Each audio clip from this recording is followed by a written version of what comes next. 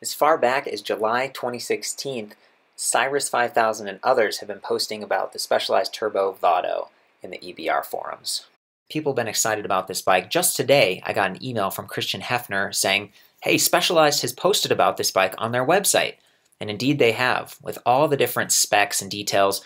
I dug deep using these web pages and the manual to create some sort of staged reviews back at ElectricBikeReview.com.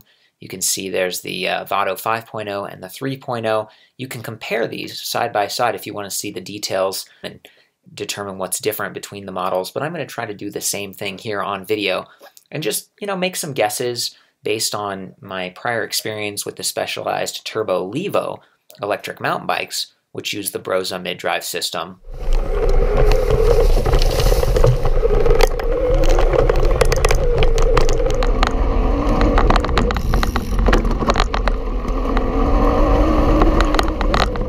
And then it appears that they've moved away from the Go Swiss hub drive version of the Specialized road bikes, the turbo road bikes. So, if you're on the market for a good deal, it sounds like a lot of these have been dropped in price over the past year. It's a great system, really clean battery integration, and in fact, the Go Swiss drive is one of the better systems out there in terms of quiet and regen ability. Pretty powerful too.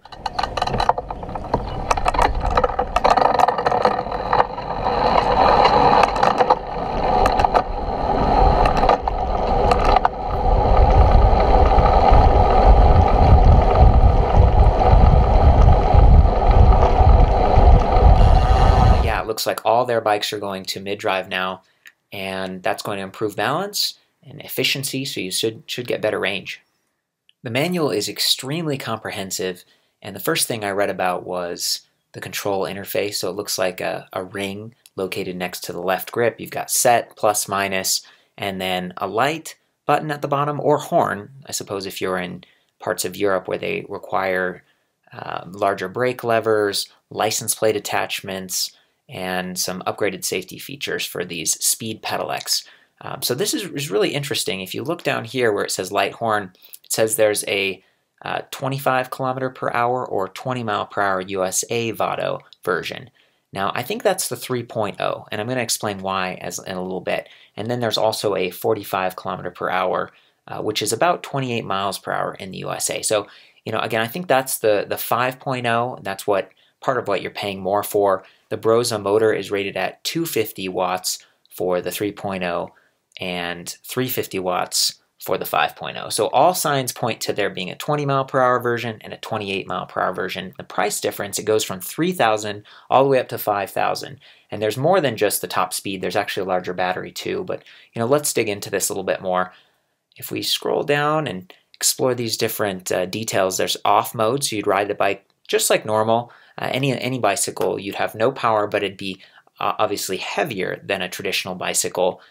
I'm guessing that it's going to be about 46, 47 pounds, depending on which model you get. Then there's Eco, Sport Mode, and Turbo Mode. So there are 3 different levels of assist, 20%, 50%, 100% of motor power. Peak Newton meters of torque on these motors, these Brose motors, is 90, which is very good. Great for climbing.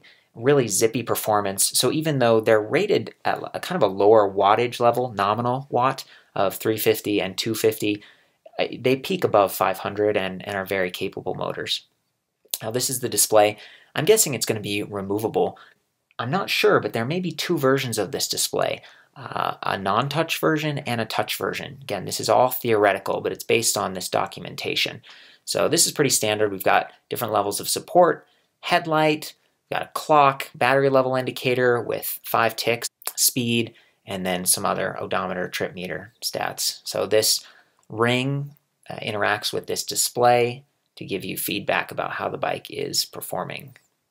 Now if we keep scrolling down, you can see there's this display too. So I don't know if it's different or not. You see there's no buttons at the base of that display, and there are on this one. So history, back, home, menu, support level. So you've got a lot more interaction here going on. In addition to a lot of the same readouts we just talked about, as we scroll down, you can see that there's also elevation.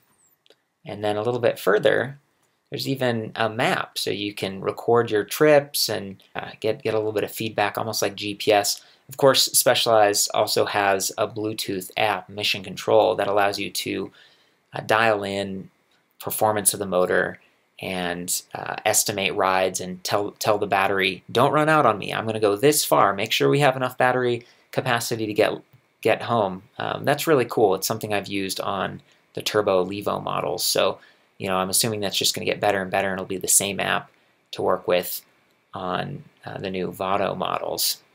So I'm going to take a minute here to switch over to the web pages again. And if we scroll down to the specs, let's see, it says custom specialized 2.2 blocks LCD display. Okay, so that's the UI remote for the men's Turbo Vado 3.0, also the same for the quote-unquote women's, right there. Then if we go over to the 5.0 and we go down to the display, let's see where it is. There we go. Custom specialized 2.2 blocks TFT display with touchscreen and USB plug. Okay, so this one also has micro USB. So it appears that you could charge your phone while you were riding if you were using the Mission Control app, or just an MP3 player, or some lights, or things like that. Both bikes do come with lights, by the way, but the 5.0 comes with a significantly brighter light. I believe it's 600 lumens versus 300 lumens. That's right. And it's 2 LEDs versus just one. And that's front and rear. So the rear has 2 LEDs as well. Very interesting to see that upgrade. So it appears that part of what you're paying for is the touchscreen interface between those two bikes. Other major differences include the larger battery. You can see 604.8 watt hours on the 5.0 versus 460 on the 3.0. This can be a little bit misleading. It seems like, wow, that's so much more capacity. You must be able to go a lot further. But because the 5.0 is likely a speed pedelec, you're going to get that air resistance, and it's going to cut into your range a little bit.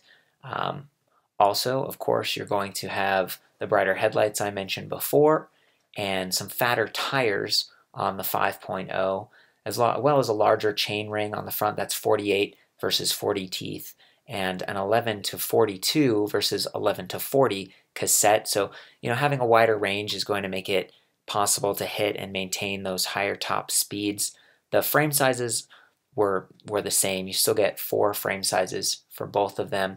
You do get an upgraded derailleur, so a Dior Shadow Plus versus a Dior XT Shadow Plus with the one-way clutch. It allows you to tighten the chain a little bit and reduce the bouncing and potentially slipping. It appears that the bikes have, some sort of a chain guide, possibly. I don't know if that's a plate on both the front and the back, but definitely going to help your pants stay clean and not rub or get snagged on the chain. It'd be nice if there was a little bit more of a chain cover, given how long these fenders are, and I believe these are tubular aluminum alloy, very similar to what the Stromer electric bikes have.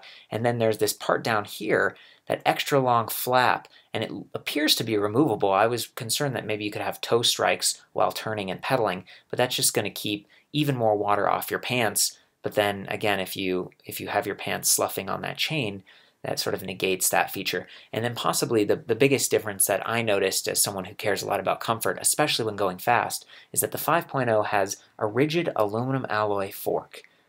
So you get those larger 2-inch diameter tires versus 1.85 on the 3.0, and that's great. That takes the edge off, and there's ergonomic grips and a nice saddle and everything. But yeah, rigid fork, and it appears that there's this maybe an attachment point on the side, so you could add a second set of panniers if you wanted to use this for touring. The rear rack on these is only rated for 22 kilograms versus 25, so that's, I think it's like 48.5 pounds instead of 55.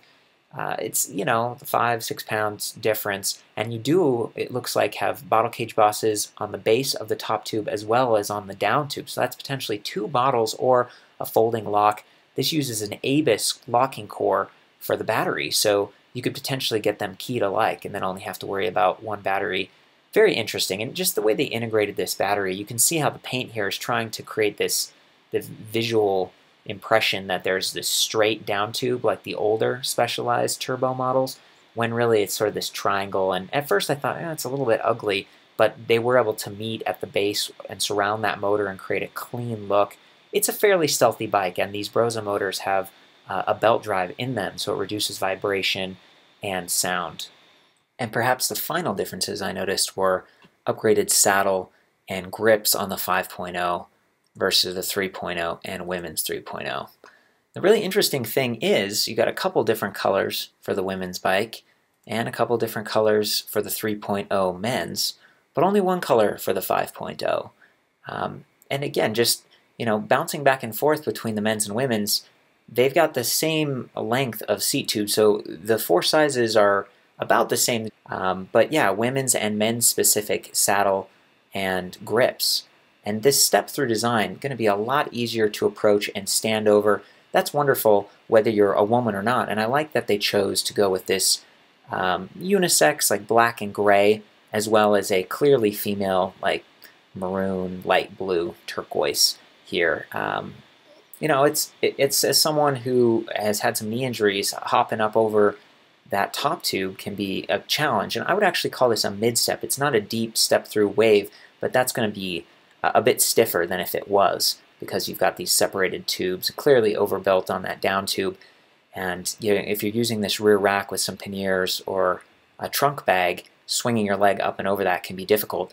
The frustrating thing is they only make this in the 20-mile-per-hour version. So if you want to go faster, you're going to have to clear that top tube, which is a little bit disappointing. And the way they're wording it here, it's kind of like if you're a woman, you don't get the high-speed version. Maybe I'm trying to be overly politically correct here or something, but it would be neat to see this in a high-speed version, because this bike would be an excellent commuter, and I could see people who want to do touring or otherwise wanting that higher speed. And here we are with that license plate holder. That's the final piece of evidence that suggests to me that the 5.0 is going to be the speed pedelec. You do not see that on the 3.0 or women's 3.0. Again, that's a requirement for Europe. But this is also a good view. You can see the through axles on the front and rear, the suspension fork on the 3.0 that's going to smooth things out a little bit. Even though it's the slightly narrower tires, that suspension fork there with 60 millimeters of travel and remote lockout. So as you're riding, you can lock that out if it's a smooth section and release it to get your comfort back. Fenders shouldn't rattle. I like how the rack is built into that rear fender nicely. Could add a thud buster, body float, or even the cobble gobbler from Specialized to any of these bikes. It's 30.9 millimeter diameter seat post. I love that they've got the integrated lights. You're going to run right off that main battery pack for safety. And the rear light, it's built right into the rack, so it's not going to be blocked if you have a trunk bag or panniers. Coming back to the manual, you can see the battery here. It's using the same Energy Bus magnetic charging port Rosenberger standard.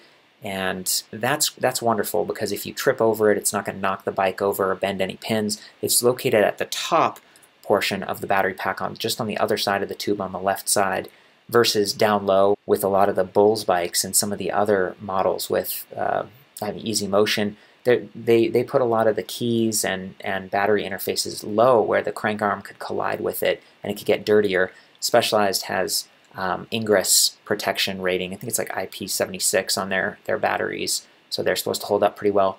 4 amp quick charger, very nice, and you can see another shot of that Rosenberger interface right there. Just good stuff all around. Same 2-year comprehensive warranty, excellent dealer support. Here's the battery indicator, 5 ticks, and the button on top. And you can see that ABUS key, that's where I'm getting that information from. So you could do the key to like thing I mentioned before. And here's a little chart of the batteries where they talk about 36 volts, 16.8 amp hours, and 12.5 amp hours. When you do the math, 36 times 12.5 is 450, not 460. So I'm not sure what's going on there, whereas 16.8 times 36 does equal 604. So perhaps that's a typo, or maybe it's a 37 volt battery on the smaller one. I'm not really sure, but that did throw me. I'll be looking to confirm that when I meet up with the folks at Specialized later this year. Here's a nice shot of that headlight that's mounted right there to the stem, built right in, very nice. And then the rear rack with the integrated light and the license plate holder for the high-speed bike. Throughout the literature, Specialized emphasizes that they have reflective graphics on the bikes, and possibly that's reflective paint. It's hard to tell, looking at these images, But I love that the 3.0 models also have reflective tire stripes. So it's going to increase your visual footprint, especially important if you have those black models that we were looking at before. Again, both the 3.0 men's and women's have it. You do not get it on the 5.0, judging from these pictures, which is disappointing given how fast this bike can go. The color scheme really only comes in this black and gray, maybe a little bit lighter than if it were all black, but I don't know, something to consider. All in all, this appears to be a wonderful bike in terms of balance and efficiency. It's stealth. I'm sure it's going to be quiet, efficient. The Brose motor system measures rear wheel speed, pedal cadence, and pedal torque. It does not have shift sensing like Bosch, but that doesn't work quite perfectly either. It's software driven. You just need to ease off a little bit while shifting, whether it's those 11 speeds on the 5.0 or 10 speeds on the 3.0. Looks like there's a good range. I'm excited to go hands-on with these products later this year and update the reviews. In the meantime, you can go back to ElectricBikeReview.com. I have the 5.0 and the 3.0 mapped out with all the specs and details I could find. You can click this little compare button for both of them and then go to the compare bucket. That's what we were doing earlier. You can see the bikes side by side, scroll down, and identify any other differences. I've really been detailed with this. I've gone as deep as possible, but I welcome corrections and feedback. Again, this is sort of a preview, and I'm just really doing my best to get as much information as I can. And of course, you can click in and get the full feedback, including some of the different pictures, colors, and a qualitative overview right here, just kind of a write-up with some different ideas. One thing I would have loved to see with the 5.0 or possibly in the future is if they put some sort of a suspension option. This uses an 1.125" straight steerer tube, so it's not tapered. Otherwise, I would love to put like a loft suspension fork on this, maybe carbon fiber or something. Lots of possibilities. Again, great platform and pretty feature-rich. You really wouldn't have to do much with this to get out there and start commuting and feel like you'd have a reliable bike that was set up properly. Well, I think that's it for now, guys. Thanks again for the members of the forum and people who emailed me with updates. I don't do this for every bike, and I'm trying to do fewer crowdfunding bikes and things that have yet to be proven, but Specialized is a big company, and with the release of Giant and Trek electric bikes recently, it's great to see more mainstream brands. I trust that this is going to be delivered and work properly, and I can't wait to update the reviews and see you then.